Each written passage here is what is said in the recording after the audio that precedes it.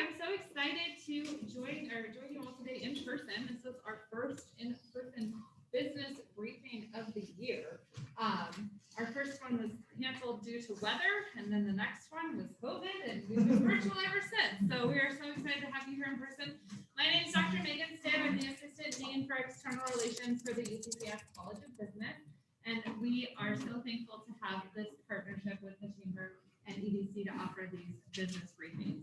So for those of you who haven't been to a business briefing before, just to give you a little bit of background about what we're trying to accomplish here, we bring in a professor who is an expert in the research and theory about the topic at hand, as well as an industry practitioner. So you get a really well-rounded view of the topic, which today happens to be consumer behavior. And today I'm representing the Office of Professional and Executive Development at the UCCS College of Business. Do I need to speak louder? Okay, sorry, Emma. Hi, I'll talk a little louder. I'm going to teach your voice out. So the Office of Professional and Executive Development at UCCS, we offer a wide variety of training programs to business professionals. So we have some open enrollment programs like our mini MBA program, which was canceled this year, but we're going to run it next fall, hopefully. We'll figure out a way to do it either way. And we also offer custom training programs. So at the end of today, if you're like, wow, I need more training and I love this, please reach out to me and I'd be happy to develop a training program for your individual company. And now I'm going to turn it over to Nora with the Chamber and EDC to introduce our guest speakers. Okay. I'm going to see how loud I can speak through a mask. Thanks for being here today. I'm Nora Harden. I'm the Senior VP of Membership at the Chamber and EDC.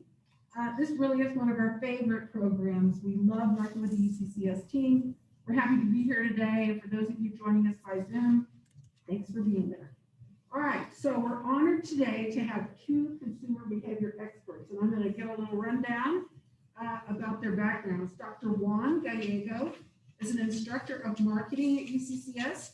Prior to his current position at UCCS, Dr. Gallego accumulated 20 years of experience in sales, marketing, and strategy in the IT industry, and he's worked on 4 different continents. Currently, his research and consulting work focuses on globalization, cultural awareness, diversity, inclusion, and organizational well-being and performance. Dr. Gallegos is also part of the on-call faculty of the Center for Creative Leadership and has corporate clients in the US, Europe, and Mexico. His credentials are very impressive. To include, he is a doctor of psychology, holds a master's degree in international management, and I invite you to look at the whole bio on our event webpage that lists all the other certifications that are so fabulous about your background. So thank you very much for being here today. Also presenting is Joe Dudek, who's the owner and founder of Keyhole Marketing.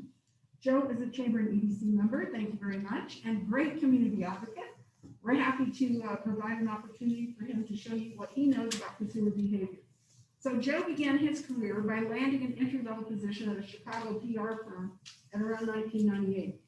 He's also been an in-house communications specialist at 2 international firms, and then made a big transition out of the glitzy, whining, and dining world of PR, moved back to Indiana, where he went into work doing marketing for a global software company.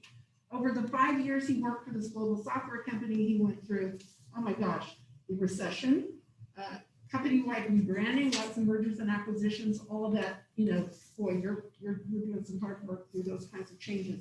In 2012, he started his own company, Keyhole Marketing, with a vision of helping business owners unlock the door to their success. He's fulfilled his dream of living in Colorado, and he joins us here from Colorado Springs today. So thank you, gentlemen, for being here today, and let's get on with the presentation. Thank you. Thank you very much for the introduction. So we're going to be talking about consumer behavior today, and there's 2 questions that we're going to be looking at. The first one, has actually consumer behavior changed, yes or no? And the second one, is consumer still going to be the same one, 6 months from now or a year from now? Or is it going to revert back to what it used to be? Okay, so we're going to be actually looking at all those things. I got a report from McKinsey that came out last week, and it tells you pretty much that consumer behavior has really changed. They are saying, for example, that 73% of US consumers have actually switched brands. So they have decided to actually go to another brand. by the way, when they are changing brands, they're usually trading down, meaning they're actually buying brands that are cheaper or services that are cheaper. Okay. They have also about 80% of them say that they are not feeling somewhat unsafe, and 64% say they are not feeling safe at all. Okay, so this is something you have to take into consideration. Why? Because behavior based on when you're not feeling safe, it's very specific, and I'm going to show you in a second why that's so important.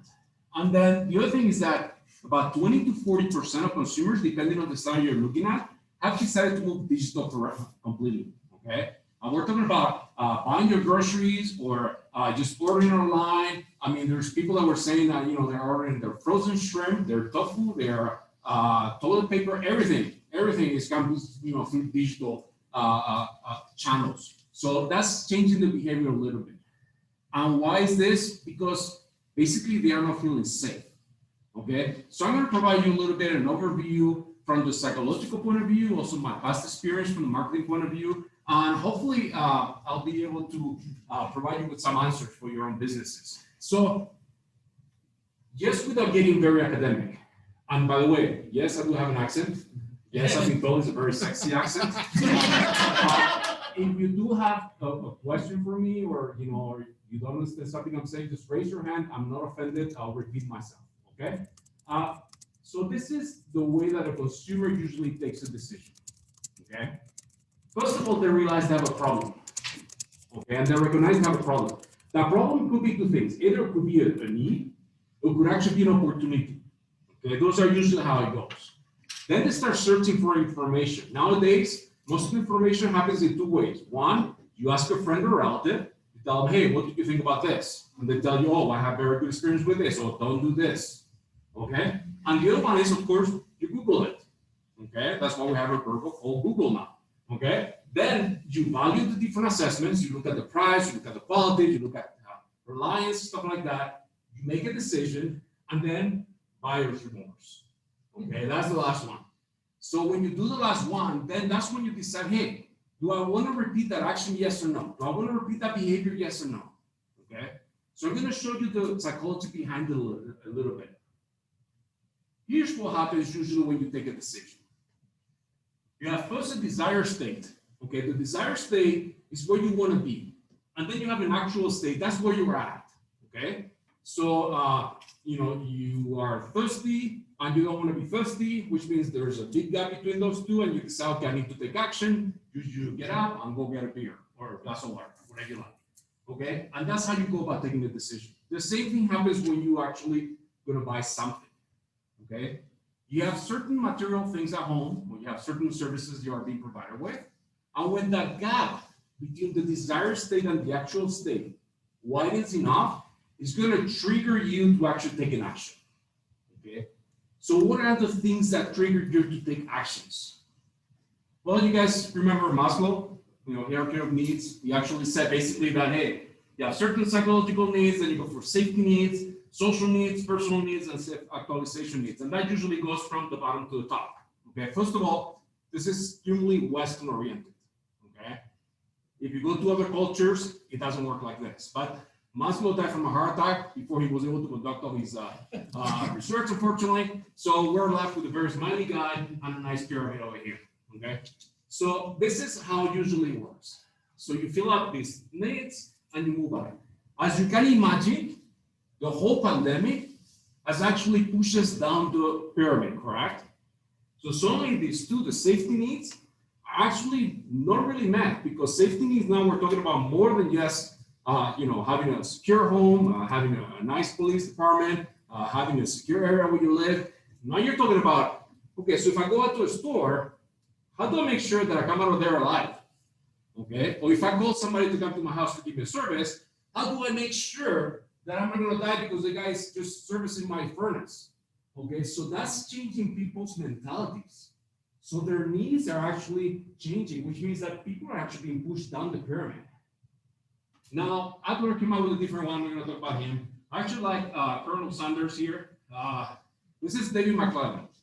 And David McClellan decided that, hey, the way we go about taking decisions is based on the different needs that we have. So where are all those needs that we have? The needs that we have are this one. First of all, a need for power. By the way, need for power is two things. It's either to control somebody or be controlled by somebody else. Just think about it. What happens with the pandemic?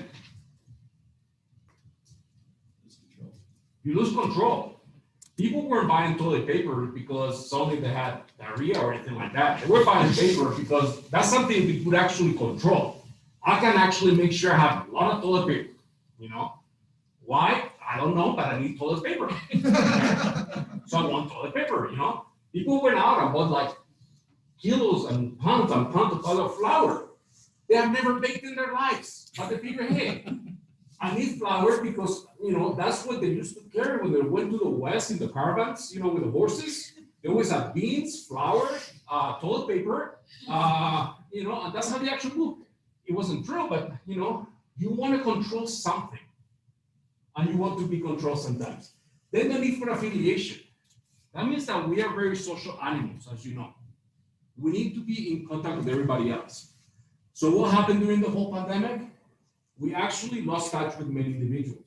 Sometimes we try to do something like, hey, I'm going to send them a message. That lasted until about April. And then after that, it's like, really? You're checking on me again? You know? And that's when we start ghosting a lot of people. Okay? But the need for affiliation is huge. And so only you are cut off about that. A lot of times people actually go to the stores, not because they may need something, it's just a way to socialize for certain parts of the society. Okay, they just want to be able to socialize with somebody else. Okay, so that's a very big one. The other one is need for achievement. You want to be very productive. You want to be able to actually get recognized because of your achievements, or you want to recognize the achievements of other people. Again, the same thing happened here. You are in your office, and now you are not in your office. You're actually sitting in your kitchen table, doing a Zoom conference for the 50th, 100th time, you know, and how do they know that you're actually working? Well, guess what? Instead of working 8 hours, it's going to look like I'm working 24 hours. You know, I'm going to answer emails at 3 in the morning. I'm going to have conference calls, you know, when I never had it before, you know, 2 in the morning. So that changed behaviors. So only you actually shifting your interest, you know, shifting your focus, you're actually shifting that. So you're not looking about just what you used to do before. You're actually figuring out how can I actually be perceived as being more achievable, more of an achiever, okay? And then of course, the need for uniqueness. And the need for uniqueness, how do you make sure that you differentiate yourself from other people? So as a very individualistic society here in the US and a lot of the Western countries, we like to differentiate ourselves. Just looks around with the masks that people have. Different colors, different designs, you know, you're actually trying to personalize just because you're trying to say, hey, this is me, you know, and now you're hiding your face. So how do you go about doing that? So that was actually McLennan's and his hierarchical needs. Any questions about the needs so far? Okay, I'm not scaring you, am I? Okay, so we go ahead and you know, we take a decision. So we decide, okay, we have a need. There's this big gap that has actually widened. That has triggered us to take a decision. So we take a decision, you know, we have a trigger, we have a behavior, which is a decision that we take, and then we have a consequence. So we bought something, and then it gets home and we realize we don't really need it. Or guess what? We've been cooking with a flour, and that doesn't fit us anymore, okay? So we have actually here a consequence. This consequence is going to reinforce the behavior, okay? The way that you go about reinforcing the behavior is what we call technique. Positive, immediate, certain, negative, immediate, certain, okay? Positive, immediate, certain, or negative, immediate, certain. Those are the two types of consequences that would actually make us either repeat a behavior or not repeat a behavior. You walk into a store, you know, or you're about to walk into a store and tell you, I'm sorry, but you know, we can only actually feed 2 people at a time. You'll be number 3, so please wait here for a second. You have to wait until the other person comes out. You go in, you have to wear a mask. Most places, I don't know if you have noticed, that have things, please do not touch anything, you know, so again, you cannot touch anything, you can only see it. And then you go to pay and they, you know, it becomes also, no, we don't take cash now, it's only credit, you know, just put it there and please don't touch anything else, use your credit card. which is very difficult. Have you ever tried to put the credit card in the flow that doesn't anything? Very complicated, So you're trying to do all this, and that's negative. That's immediate, and that's certain. You are not really enjoying what you're doing right there. That visit to the store, to the whatever, is not something that is very enjoyable. Think about the gym. Not many people like to go to the gym. But now they tell you, okay, you go to the gym, you have to wear a mask. Have you tried to work out with a mask on? It's like you're choking, Plus, I'm Spanish. I cook with a lot of garlic, okay? You don't want to have a mask for a workout with the mask, after having a Spanish meal. It's just going to kill you, okay? So, again, it's not positive. It's very negative. It's immediate and certain, okay? So that's why, you have to be careful with that. So, where does this lead us to? I was reading, I don't know you guys, are you guys familiar with Malcolm Gladwell? This is a journalist, he writes a lot of good books. So he wrote a very good article. He was saying, what is the difference between choking and panicking? Okay. So basically, in panicking, when we panic, we're actually triggering our brain. It's what I call the lizard brain. And the lizard brain of the amygdala is what makes us basically take a decision. Either we flee, we freeze, or we fight. There's no one which is at peace nowadays. Okay, but that we take one of those three actions. So when we're panicking, that's what happens to our brains. We basically decide that, hey, I need to react somehow because I'm in danger right now. A lot of the things that are happening nowadays in society for the consumer are actually rooted in the fact that our brain is extremely prehistoric. Our brain is very old. It hasn't really evolved that great. We actually trigger in the back. It used to be that, what's called a saber tooth tiger or something. So you heard something moving around and you thought, oh my God, it's one of those tigers. You freak out and you do two things. Either you start running hopefully better than your companion, or you just freeze right there and then it will eat you. Now, that experience is basically you're sitting down in your office and your boss walks in and you're like, oh my God, what's going on? So your brain starts triggering, what did I do there? Do something wrong? Did I forget something out? So that's one of the reactions we have. So we have still reactions as humans that are related with our prehistoric brain. So what Gladwell was saying was that when we panic, basically what happens there is that we're reverting to our amygdala. We're reverting to our reptilian brain. Okay, so we're not thinking much. We're just thinking about saving ourselves. When we actually do the opposite, we actually just freeze because something is happening. We're actually thinking too much. So you have all seen probably sports, people that only that playing golf, and you see them and they're really thinking, and I don't really play golf, but I'm sure you hit it with the stick, and you hit it with the stick, the little ball, and suddenly the ball actually goes backwards and starts going forwards. Okay, and you're thinking, okay, that guy, that's Tiger Woods, he's an expert, huh? That's because you're trying to override your instinct of playing a certain way that you're playing for years. And what you're doing then is basically you're thinking too much. You're relying too much on your frontal lobe, which is not a good thing. Your frontal lobe is good for certain things, but not for things that are like motor memory type of things. The same thing happens with tennis players. You may have seen that you suddenly have a tennis player that every time they serve, they're hitting the net. That's the same thing. They're overthinking what's going on there. Okay, so one of the models that came out is this guy called David Rock. So David Rock said that there's basically 5 different ways that we react when we are faced with different situations. And this is what the consumers see out there nowadays. The first one is the status. When our status is suddenly challenged. Okay, if you think what's happening nowadays, unfortunately, people have been furloughed. People have seen their paycheck cut. People are very uncertain. Part of that McKinsey survey that I mentioned to you, consumers are thinking to spend between 20 to 40% less money than they did last year. 20 to 40% less money.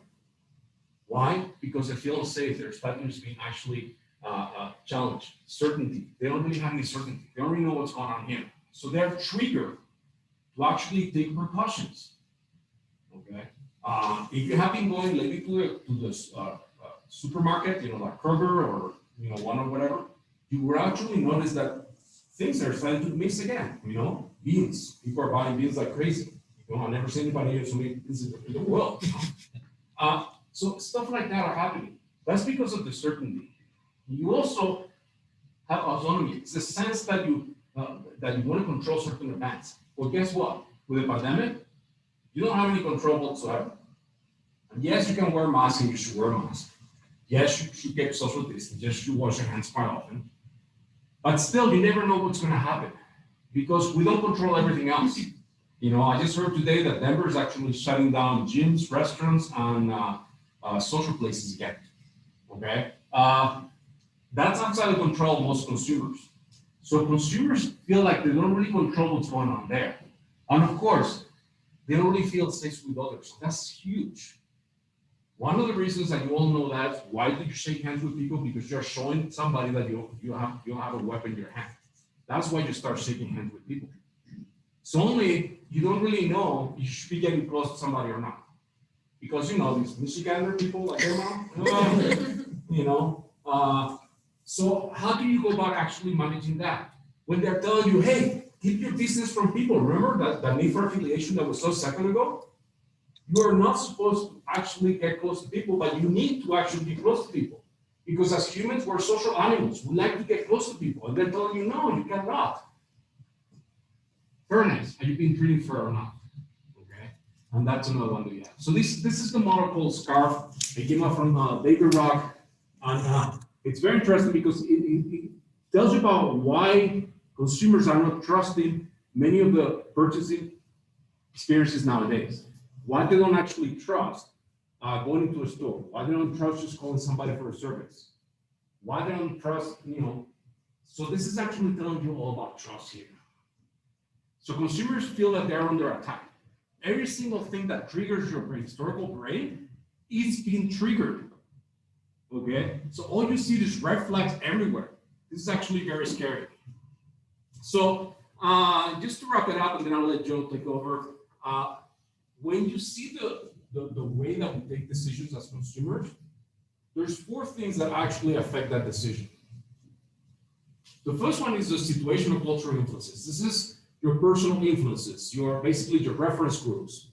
That's what actually helps you take certain decisions. This is calling somebody saying, hey, what is your experience with this or that? You know, and then they will tell you.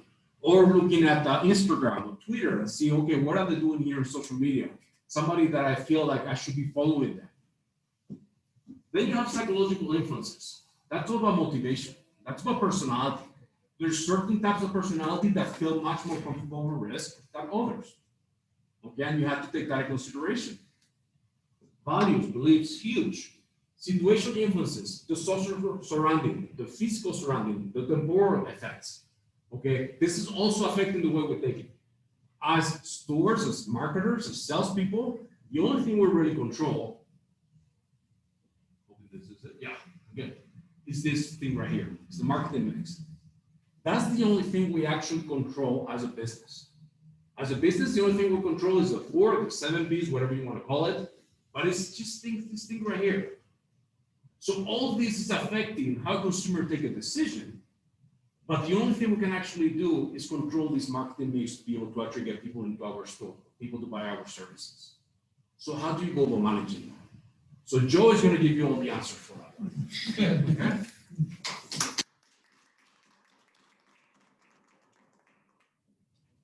Well, it's hard to follow that sexy accent. My wife says I have a horrible Irish accent, so I won't do that. Just to get a sense of who I'm talking to, raise your hand if this is your this is your first pandemic. Oh, I guess you've been through one before. No, okay.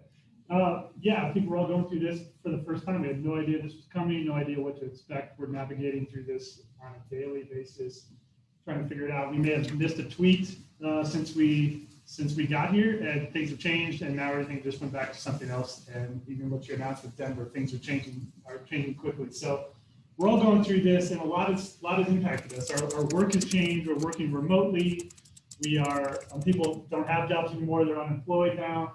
Our home life has changed. We're nesting more at home. We're digitally connected more often, even more than we were before. Travel has adjusted, much more domestic travel than there was before, less international travel. I know I couldn't find a campsite this summer trying to get around here. Some people were just staying close to home. Health has changed. You're making decisions to try to find an e-pharmacy or that e-doctor, try to get connected with people digitally versus going to their office, trying to find ways to just get health and hygiene ramped up. And of course, purchasing decisions. All this is what we're talking about today. We shifted to an e-commerce platform, things that Juan just talked about. Things that you normally bought in person, you're going to buy online. I think we have Amazon at our door every second or third day, buying stuff that we would have normally purchased out and about town. We're looking for places that are more local. What's a place that's maybe closer to my house? I would have driven across town, but now I'm driving just down the street. We're also just making kind of these decisions that are affecting the way we purchase things. Things like larger baskets too. So we try to reduce the number of trips that we go on. So how are we? My wife will all the time, forgot almond milk. Well, we'll do that the next trip. I'm not going to go out and get that one thing of almond milk. I'm going to do that with 19 other things that I want to get. So we're changing the way we purchase those things. And of course, the question we're going to ask today is, have you as a business owner responded to these shifts and changes in consumer shopping behavior? Or did you, as you reopened your business, did you sort of just keep things the same way they were from January as they are today? Or did you spend some time figuring out what has shifted and changed for your consumers, for your buyers, and what are some changes you need to make within your business to meet those changes? One thing we're going to talk about, I'm going to try to use synonymously, is when we think about consumers, that's a human. I mean, we sometimes even the word consumer puts us in a sense of it's this entity that doesn't really mean anything. We're trying to connect with this body of people or this one type of person. So I'm going to try to use that term human much more. I'll use that back and forth today so that we are thinking about our buyers as real humans and putting things into real terms for real life people. So the first question is, why should we as humans care about your business? You have a product, you have a service that you created, you're passionate about it. Why should we be passionate about it? Why does that matter to us? How does it change our lives? Because we have a lot of decisions to make of what's available out there. Why should we care about your product or your service? I think now more than ever, that's more important than ever because there's just so many options. So you just have to state very clearly why your product is different than somebody else, how it's going to benefit from somebody else, and why it's better than something else down the street. So I think we need to use this experience right now to try to use this gap, the space and time to ask this kind of question. There's a lot of times when you just go through the operations of running your business and you forget to take a moment to pause and ask these kind of questions. Now's a good time to do that. We kind of took this opportunity about 3 years ago, obviously pre-pandemic, but we had lost a major client in 2017. It was about half of our revenue. So we really had to stop and go, what went wrong? What did we do? What were some things that we caused as the problem there? But it ultimately led us to even deeper questions of what do we offer? What is the thing that makes us different than somebody else? Because now we had to go back and start selling ourselves. We were kind of in a place where we were just working with clients and trying to make them happy. Now we had to get back on the market and start to tell people why we're different. Why are we somebody we should consider? And ultimately asking, why should you care about us? And so I think that's a good question for us to be asking. So ultimately what we were doing was trying to define our unique value. We talked about that, the value assessment one. That's what we're going to talk about a lot today is how do we get that message clearly in the minds of consumers so they understand that's what's different about you. So there's some ways to do this. We will walk through some of those steps. We talk about putting all this, just kind of like brainstorming, put this all in front of you, and then you can create a clear message from that. So the first step is, what do you make or offer? This is very easy. Let's start off with this simple question. This is what you should know right away. And this is where most business owners start with. Whenever I ask the question, what's awesome about you? Why should I care about you? They tend to go into, well, we provide the best of whatever, or we do this, or we do that. It's more the what, and it's not much of the why. So let's start here, because that's usually where you start anyways. But what are the products and services that you offer? Put those all out there. Maybe again, you've kind of just going through that exercise helps to make that even more clear in your mind. So then who do you serve? We're going to dive into this deeper in the next step. But generally speaking, who are you going after? Sometimes it's the easy answer is everybody needs our stuff. That's not really true. So who are the groups of people that you're running after? And just to put that down on paper, again, we're going to dive into that more deeply and how to do that in the next section. Who do you play against? So who are your competitors? And that could be direct or indirect competitors. That could be other businesses that live right down the street from yours, or it could be indirect. They're choosing to do it themselves and not choose you. So what are the competitors that you're up against? Why are they? Who are you standing up against? And then what makes you better? Ultimately putting all of this together to go, okay, now we know generally what we are. Let's focus on how we solve problems. So we're ultimately putting together a unique value proposition. And so that value proposition should clearly tell, like, what are the benefits that you offer? How is that going to solve people's problems? And why should they choose you? Well, there is one more extra bonus step I think we tell our clients too, as well, as this: who are you? We do think that it's helpful for people to go back in time to go through and go, why did we start this business to begin with? Who are the people that were part of that process? Why are we doing this thing? Especially now in this day and age when it's so hard to keep the doors open, so hard to trudge through all the hard works of business ownership. Why are you doing this? Why are you still trudging through this stuff? How are you changing the world and what you're offering?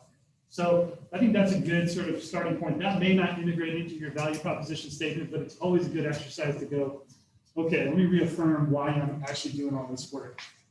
There's a good resource down here too. We'll talk about that later, but you're welcome to download that walks through more of the how to build a value proposition statement. I looked up one. We're all on Zoom calls. I don't know if we're using Zoom today, but we're using technology like that. They had a statement that kind of was their value proposition. It may not be their exact one, but it sounded pretty good. Keeping you securely connected wherever you are. So it's kind of clear they're not just saying we're a streaming service. It's not the what. They're telling you, they're promising they're going to keep you connected, and on an ongoing basis, it's going to be consistent. It's also going to be safe and secure. You can come to us and do that. And you're also, it's at a mode wherever you are. So you can do this in the park, you can do this at your home office, in somebody else's office.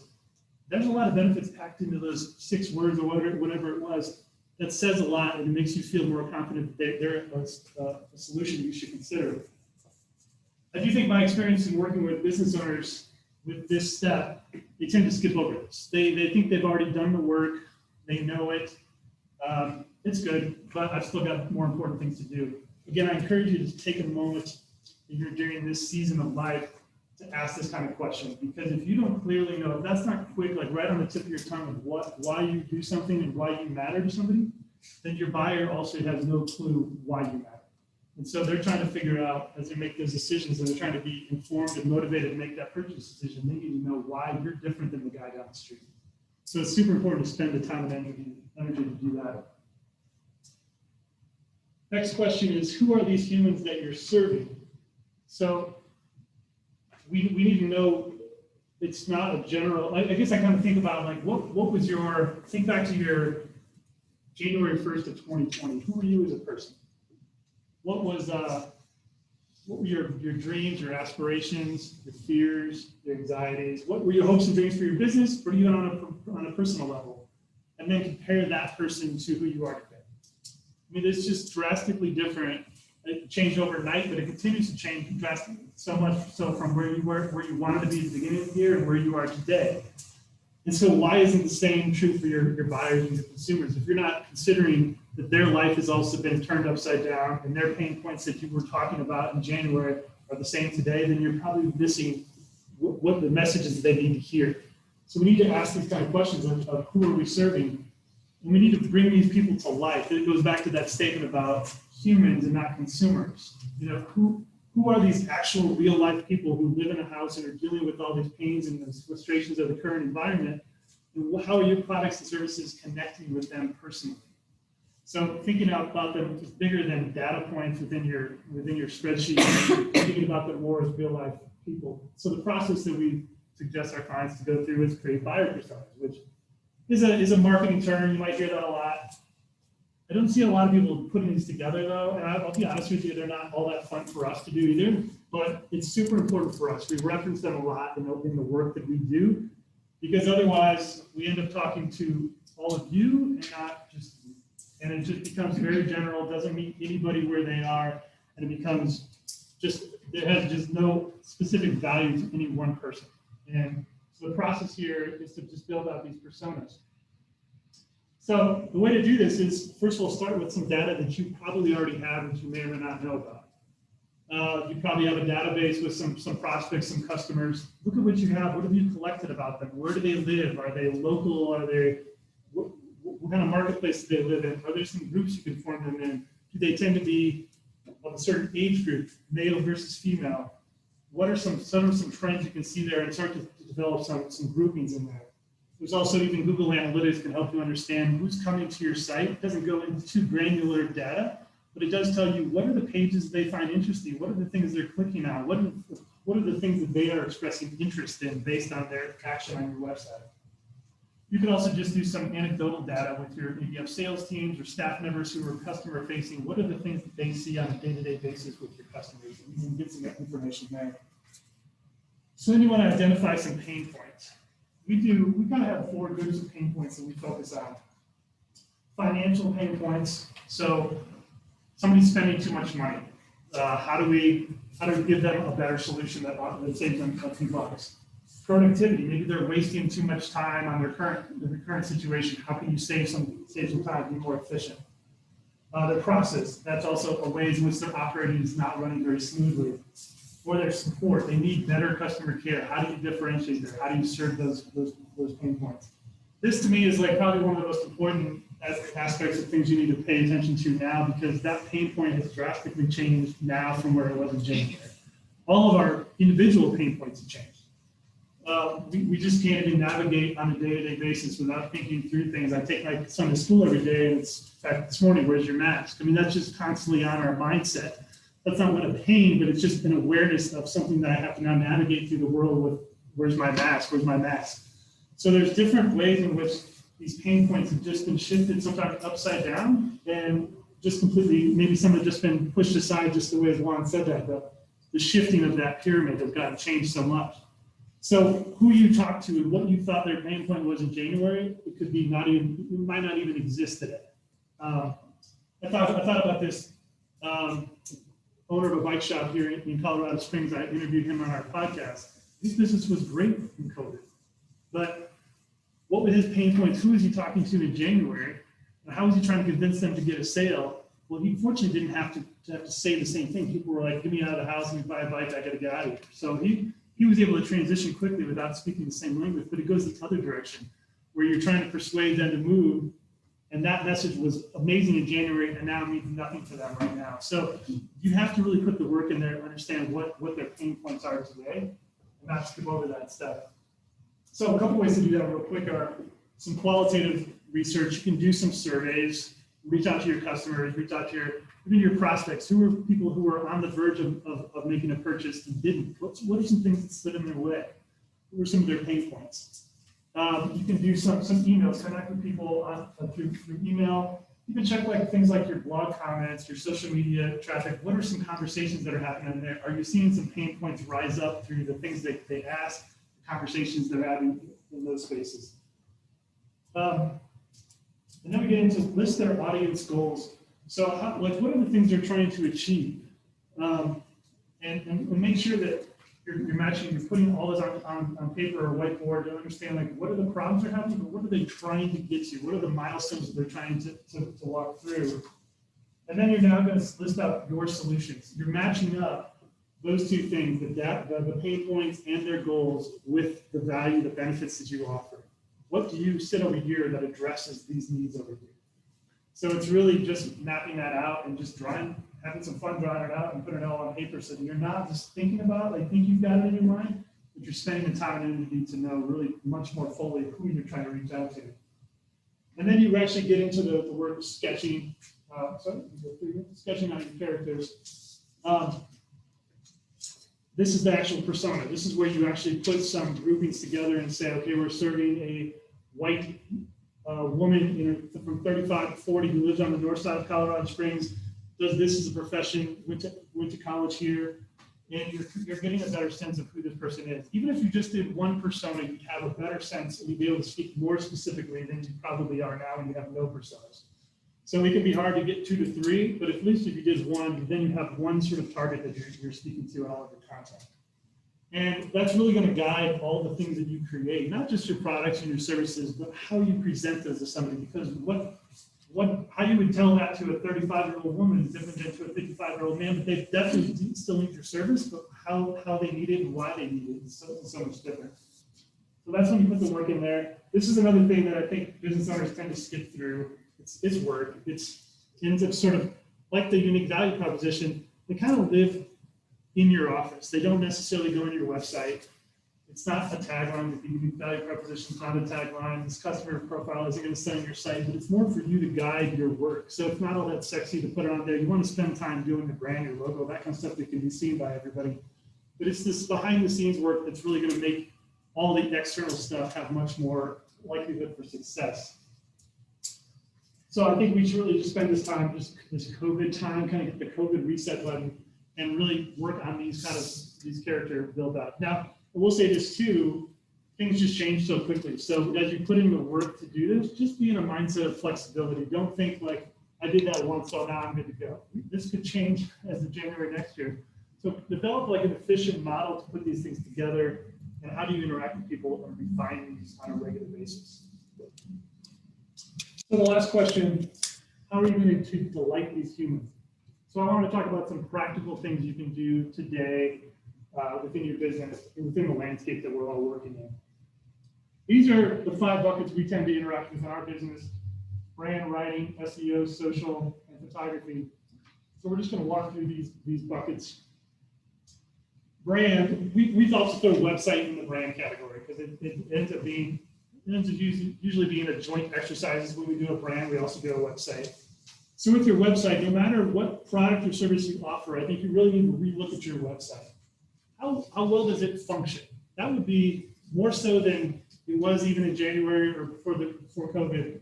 That's your first entryway for anybody to check out your business. And if it's clunky, if things are broken, if it's not a good user experience, people will opt out, people will go somewhere else just for the user experience. Even if your product, your service is way better than the rest, if that experience to get to that stuff is clunky, they'll pass on it. So you need to look at your website and just do an exploration to see, does this thing work well? Have I spent a lot of time on that, or have I let that pass, not spend any effort on it? Also, I think you should really look at that e-commerce solution, again, regardless of what you offer. So if you do have a lot of products and a lot of SKUs, maybe you should, but you've never done that on an online process, maybe get 10 products that are bestsellers and put a small e-commerce solution up on your website to eliminate people having to come out for those things, make it easier for them to make some of those purchases. Or if you just have services that you offer, maybe again, you create an online option for them to buy gift cards or set up appointments, pre-purchase those things. What are some things that can make that process easier for them? Because they're buying much more stuff online. How do you make your experience similar to what they're experiencing when they're buying deodorant through Amazon? Next thing is writing.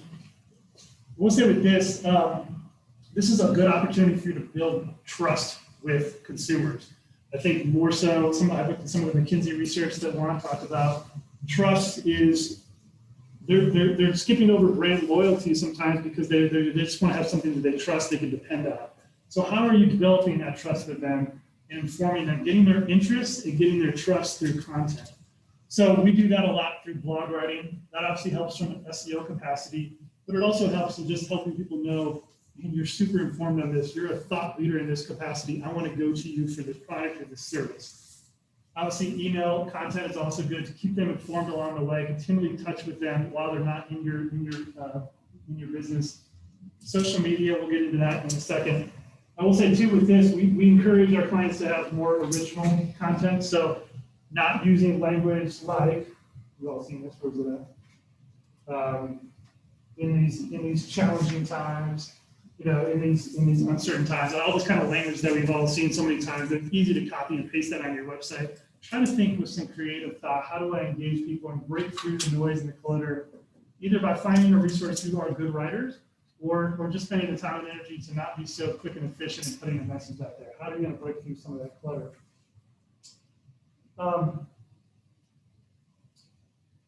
Sorry, I lost my thought here.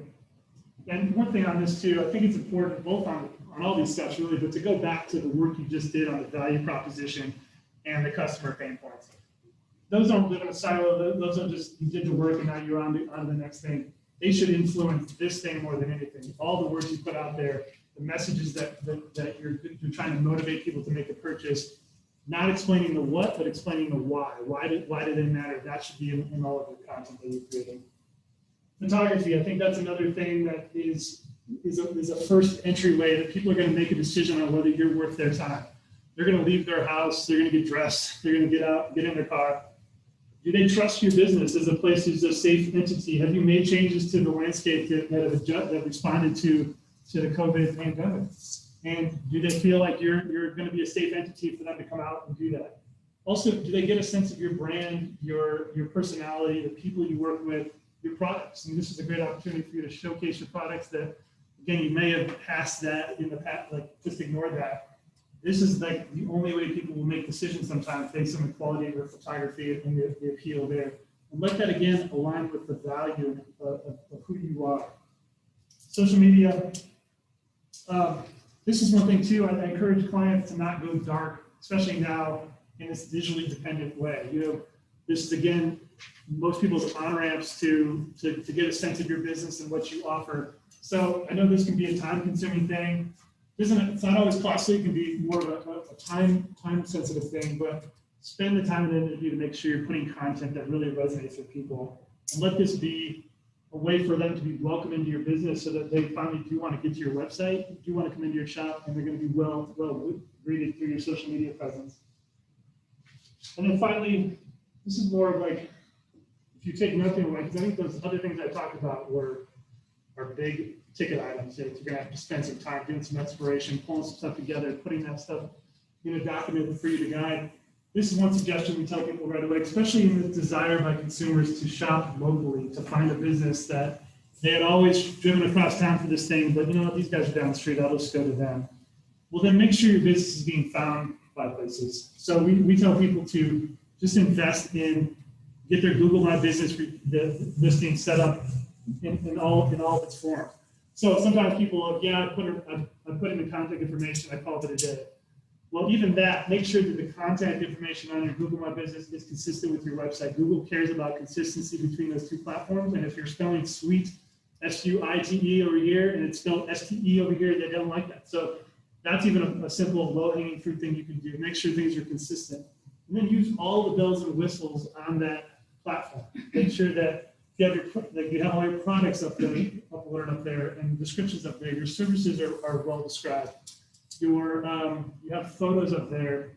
You have ways for people to book appointments for any COVID updates. You can put that up there. Like, you should just use every bell and whistle on there because that's going to make sure that you are found in local search, whether that's through your phone or through their desktop. That's such a low-hanging fruit that I think a lot of our clients just miss, or they did a few things. Do all of the things.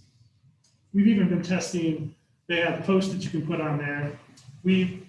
I've seen some research where it was either worth your time or not worth your time, so I wasn't really sure if it was going to be worth it. So we've just done some testing the last couple of months.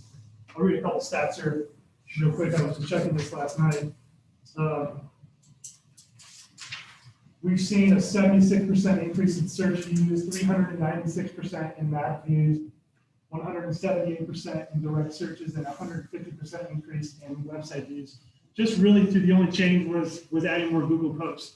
So these are just short, almost condensed blogs. We make them more local specific. So what's either a business or we did local podcasts. So we targeted, we promoted those on that. And so we're going from a local angle. And I think those are all the results we're seeing from just that simple work. And I think that's something that businesses should really pay attention to. So make sure that you're not being driven to go to the business down the street and they didn't even know you existed there. So that's a kind of a lot of information. I feel like I've been racing through it. I've felt the strain of getting all that in there, but I wanted to give you a couple of things of like, what can you do next? So I talked a little bit about those interviews. We did a Cause and COVID podcast series on our podcast called Metaphorically Speaking. If you're kind of feeling like you're on an island, you're alone as a business owner, you've got a few people you connect with, but you're kind of doing this whole thing by yourself, I encourage you to go listen to those podcasts on whatever podcast app you prefer. you get a good sense of the community. You understand sort of the challenges that other local businesses have gone through, how they've overcome some of that stuff. I did this series and kind of expected a lot of, not very exciting stories. It was going to be, a little bit of just deflating of how people are going. And it was really inspiring to hear the way these businesses were able to come through and fight through some of these things, make some shifts and adjustments to the things they offer their customers. Next thing is just go to this URL here and download the free Unlocking Your Business Story Guide. That's a pretty robust tool. It's all free. It's like, I think, a 40-page document that walks you through some of those tips of how to find your unique value, and also how to build out customer personas. Also gives you tips on how to share that content, how to create it, and that can be super helpful. And then just email me at that address if you just want to grab coffee and have a conversation. Like that's my preferred thing, rather than yelling through a plexiglass mask. Yeah, so that's it. Joe, Yes. Could you repeat those stats that you Yeah. said slowly? Yes. Thank you. So again, one thing we also focused on our Google My Business page is boosting reviews. Super important for your business to get customer reviews up there, hopefully positive reviews, and to respond to those reviews as well. So we've been really consistent of going back to clients, getting them to push them to get a Google review and then responding right away. So that and the Google posts are the two things that we really focused on that platform. And just in the last 28 days, we've seen a 76% increase in search views, a 396% increase in map views, 178% in direct searches, and 150% increase in website visits. Thank So you. pretty low investment to get some good results. And where can they get this Unlocking Your Business Story Guide? Right. Okay. All right. Thank you. Yep.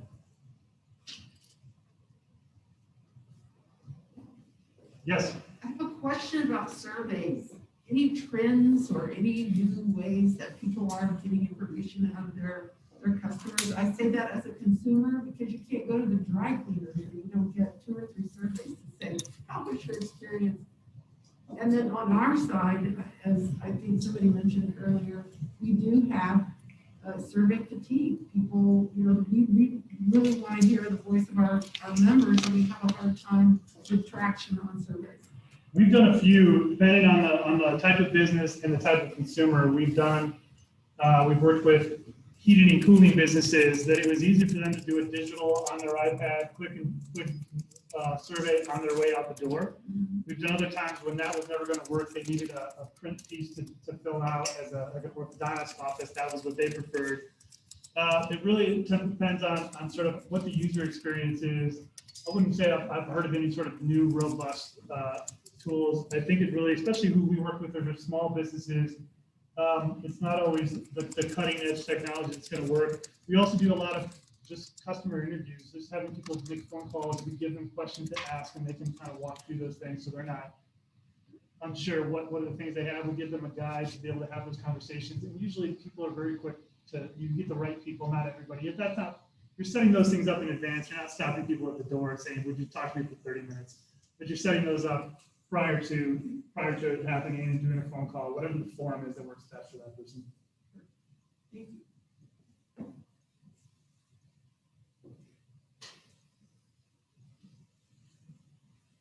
Any other questions for our speakers? Any questions online? Any questions? Okay, I'll close it. I don't know, Marna,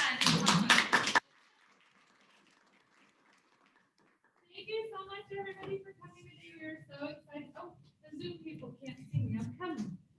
Thank you for coming today. It was a pleasure to have you all down here. I think we have the space till 2:30, actually. So if you would like to speak to either one of our speakers today, I'm sure they'd be happy to answer any questions that you have. And if any of you need anything, just reach out to us and we'd be happy to chat with you. Yeah. So the exit. The exit. That's the exit. So please exit through this door and not go back through, or I guess you go out that door too. So these 2 doors, these are our exits. So one-way traffic in this area. So let us know if there's anything for you. Otherwise, thank you so much for joining us. And we're so glad to see you all today. So thank you.